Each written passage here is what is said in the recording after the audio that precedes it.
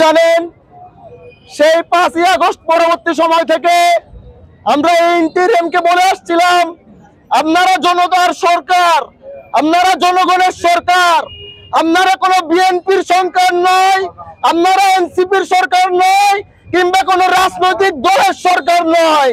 কিন্তু ইন্টারিম হয়তো তা ভুলে গিয়েছেন। এই কারণে 5 তারিখ পরবর্তী সময় থেকে এখন 1 বছর পূর্ণ হতে চলেছে।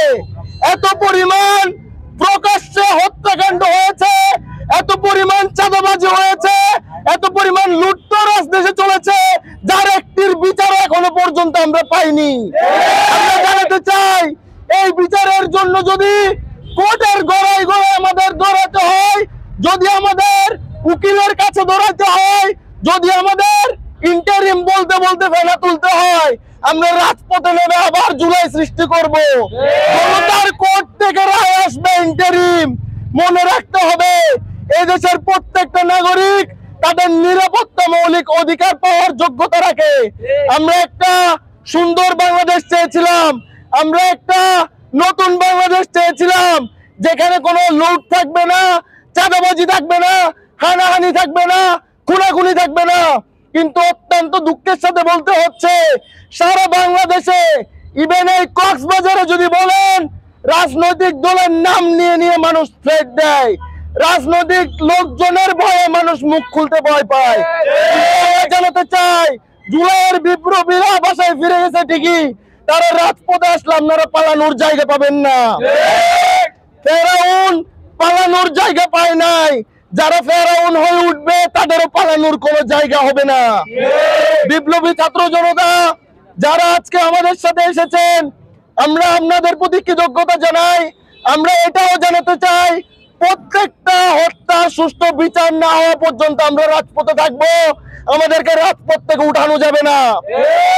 আরো রক্ত দিব, কিন্তু আমরা অন্যায় মেনে নিব না। তারা বাংলাদেশের ছাত্র জনতাকে আহ্বান করছি, যতদিন না পর্যন্ত হত্যাকারীর সুষ্ঠু বিচার হচ্ছে, প্রত্যেক নাগরিকের নিরাপত্তা নিশ্চিত হচ্ছে, ততদিন পর্যন্ত আমাদের লড়াই করতে হবে, ততদিন পর্যন্ত আমাদের সংগ্রাম জারি থাকবে ইনশাল্লাহ। এই বলে বিপ্লবী ছাত্র জনতা আজকে আমরা এখানে একত্রিত হয়েছি। গত 2 দিন আগে ঢাকায় মিটফিল্ডের এক ব্যবসায়ীকে খুবই নৃশংসভাবে পাথর নিক্ষেপ করে হত্যা করা হয়েছে, এবং হত্যা পরবর্তী তাকে বাজারে টেনে হিঁচড়ে নিয়ে গিয়ে হাজারো মানুষের, শত শত মানুষের সামনে তার দেহের উপর নাচানাচি করেছে।